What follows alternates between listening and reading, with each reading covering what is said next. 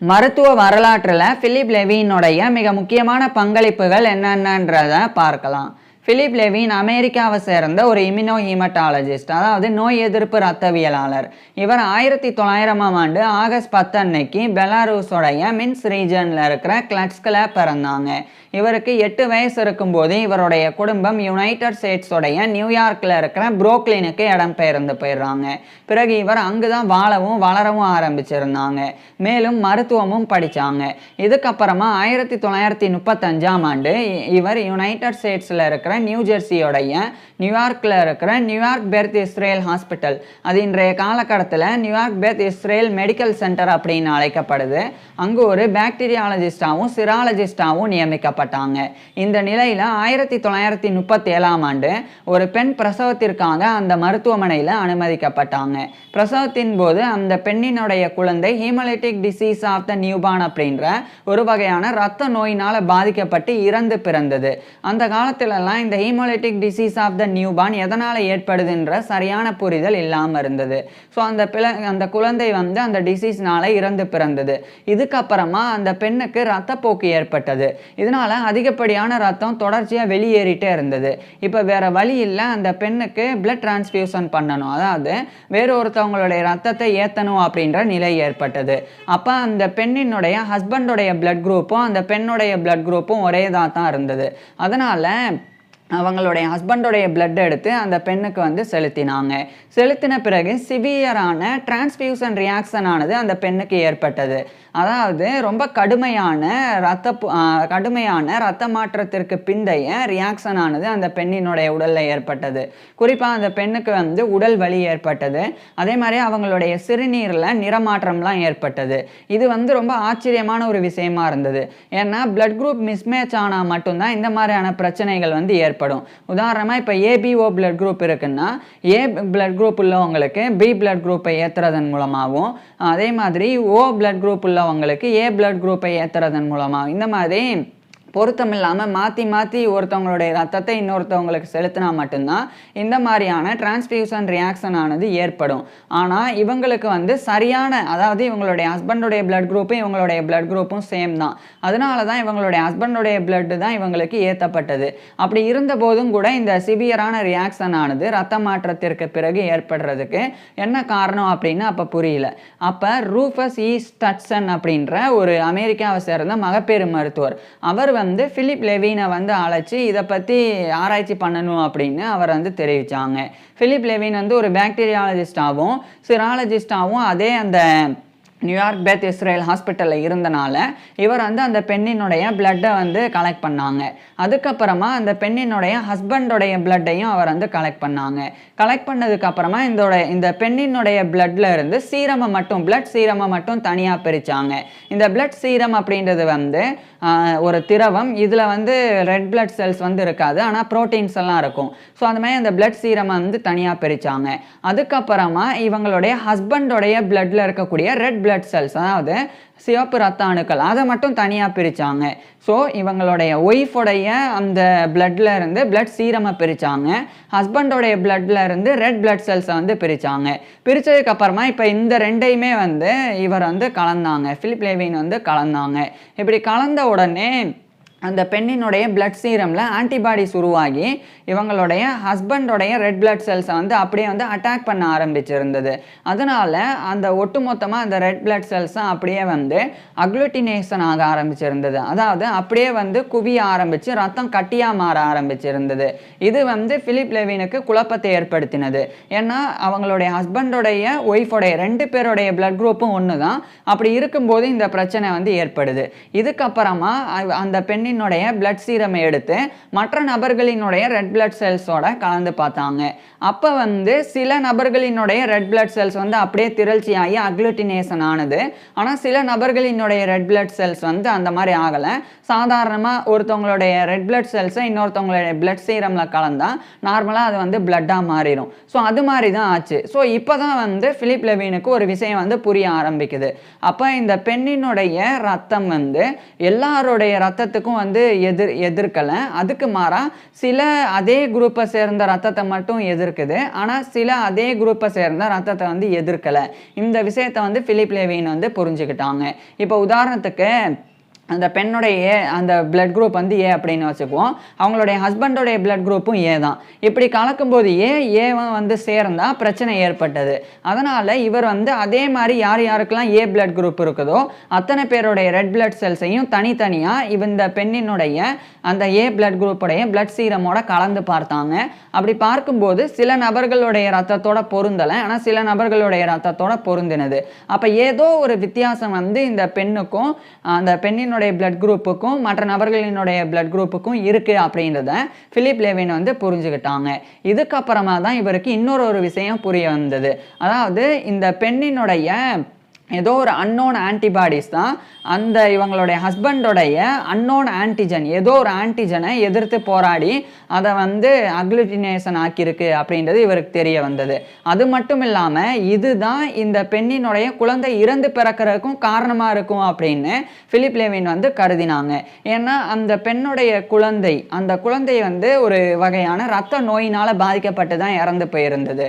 So அந்த குழந்தையினுடைய blood cells, red blood cells எல்லாம் அழிஞ்சு போயிருந்தது.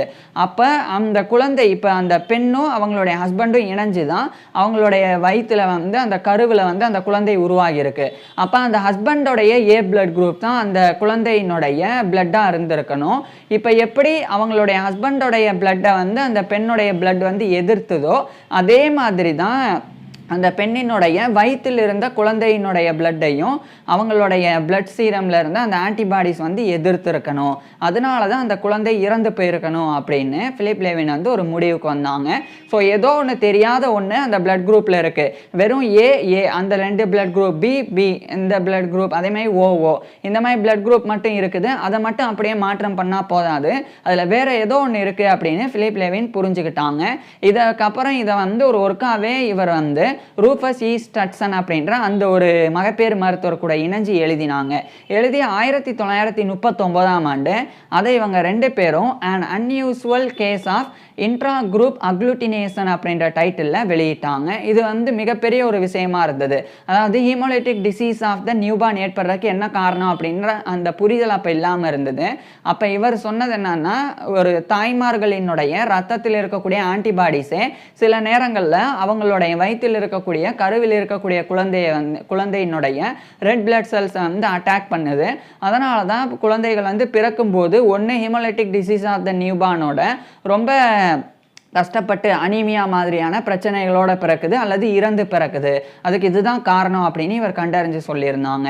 அதுக்கு அடுத்த ஆண்டு அது உறுதி செய்யப்பட்டது. அதாவது 1940ஆம் ஆண்டு ஆஸ்திரியன் அமெரிக்கன் பயாலஜிஸ்ட் அண்ட் ஃபிசிஷியனான காரல் லேண்ட்ஸ்டைனர் அவரும் அதே மாதிரி அமெரிக்கன் பயாலஜிஸ்ட் அண்டு இம்யூனாலஜிஸ்டான அலெக்சாண்டர் சாலமன் வீனர் இவங்க 2 பேரும் இணைஞ்சு RH ஃபேக்டர் அப்படின்னு ஒன்று எல்லாருடைய பிளட்லையும் வந்து ஒன்று இருக்கும் அல்லது இல்லாமல் போகும் அப்படின்றத கண்டறிஞ்சு 1940ஆம் ஆண்டு அவங்க தெரிவித்தாங்க. இந்த RH ஃபேக்டர் இருந்தால் அவங்களுடைய பிளட் வந்து பாசிட்டிவ், RH ஃபேக்டர் இல்லை அப்படின்னா அவங்களுடைய பிளட் வந்து நெகட்டிவ் அப்படின்னு அவர் வந்து அவங்க 2 பேரும் குறிப்பிட்டிருந்தாங்க. இப்போ இந்த விஷயம் பிலிப் லேவினுக்கு தெரிய வந்தது. தெரிய வந்த உடனே அப்போ அந்த பெண்ணுக்கு வந்து நெகட்டிவ் இருந்திருக்கணும். அதாவது அந்த பெண்ணினுடைய பிளட்ல இந்த RH ஃபேக்டர் இல்லாமல் இருந்திருக்கணும். அவங்களுடைய ஹஸ்பண்டோடைய பிளட்ல அந்த RH ஃபேக்டர் இருந்திருக்கணும். அதே மாதிரி அந்த பெண்ணினுடைய வயிற்றில் இருந்த குழந்தைக்கு அந்த குழந்தையினுடைய பிளட்ல இந்த RH ஃபேக்டர் இருந்திருக்கணும். அதனால தான் இந்த பிரச்சனைகள்லாம் ஏற்பட்டிருக்கு அப்படின்றத பிலிப் லேவின் வந்து புரிஞ்சுக்கிட்டாங்க. அதான் சிம்பிளாக சொல்ல போனால், உதாரணத்துக்கு அந்த பெண்ணுக்கு ஏ பிளட் குரூப் இருந்திருக்குன்னா அவங்களுடைய பிளட்ல இந்த RH ஃபேக்டர் இல்லாமல் இருந்திருக்கு. அதனால அவங்களுக்கு ஏ நெகட்டிவ். அதே சமயம் அவங்களுடைய ஹஸ்பண்டோடைய பிளட் குரூப்பும் ஏவா இருந்தாலும் அவங்களுடைய பிளட்ல இந்த RH ஃபேக்டர் இருந்திருக்கு. அப்போ அது வந்து ஏ பாசிட்டிவ். ஸோ இவங்க 2 பேரும் சேர்ந்து அந்த பெண்ணினுடைய கருவில் ஒரு குழந்தை உருவானது. அந்த குழந்தைக்கு அவங்களுடைய ஹஸ்பண்டோடைய ஏ பாசிட்டிவ் பிளட் தான் இருந்திருக்கணும். அதனால தான் அந்த பெண்ணினுடைய பிளட் குரூப் ஏ நெகட்டிவ், அந்த குழந்தையினுடைய பெண்ணினுடைய blood group A positive. So அந்த RH ஃபேக்டர் வந்து அந்த குழந்தையினுடைய பிளட்ல இருந்திருக்கு. அந்த RH ஃபேக்டரை தான் ஏதோ ஒரு ஃபாரின் ஆப்ஜெக்ட், அதாவது ஏதோ ஒரு கிருமி, வைரஸ் பாக்டீரியா மாதிரி ஏதோ ஒரு கிருமி அப்படின்னு நினச்சி அந்த பெண்ணினுடைய பிளட்ல இருந்து ஆன்டிபாடிஸ் உருவாகி அந்த ஒரு குழந்தையினுடைய ரெட் பிளட் செல்ஸை வந்து அழிக்க ஆரம்பிச்சிருக்கு. அதனால தான் குழந்தை இறந்து பிறந்திருக்கு. ஸோ இதுதான் எல்லா நேரங்கள்லையும் இந்த haemolytic disease of the newborn அப்படின்ற பிரச்சனை ஏற்படுறதுக்கு காரணமாக இருந்திருக்கு அப்படின்றத பிலிப் லேவின் வந்து ரொம்ப சிறப்பாக புரிஞ்சுக்கிட்டாங்க. அதுக்கப்புறம் 1941 அது சம்மந்தப்பட்டு ஒரு ரிசர்ச் பேப்பரையும் இவர் வந்து எழுதி வெளியிட்டாங்க. ஸோ அந்த மாதிரி A positive A negative, B positive B negative, AB positive AB negative, O positive O negative, இந்த மாதிரிலாம் பிளட் குரூப்ஸ் வந்து இருக்குது. இதில் மிஸ்மேட்ச் ஆகுறனால தான் இந்த மாதிரியான பிரச்சனைகள்லாம் ஏற்படுது அப்படின்றத இவர் வந்து கண்டறிஞ்சு சொன்னாங்க.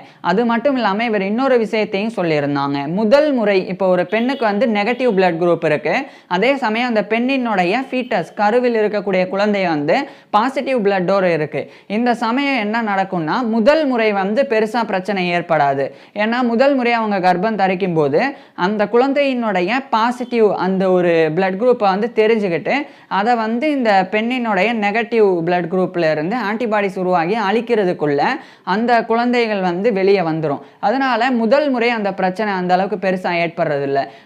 ஆனா அடுத்தடுத்து மறுபடியும் 2வது முறை அதே பெண் வந்து அதே நெகட்டிவ் பிளட் குரூப் உள்ள பெண் வந்து பாசிட்டிவ் பிளட் குரூப் உள்ள ஒரு குழந்தையை சுமக்கும் போது ஏற்கனவே முதல் குழந்தையினுடைய ரெட் பிளட் செல்ஸை அழிக்கிறதுக்காக பிளட்ல ஆன்டிபாடிஸ் உருவாகி இருந்தது.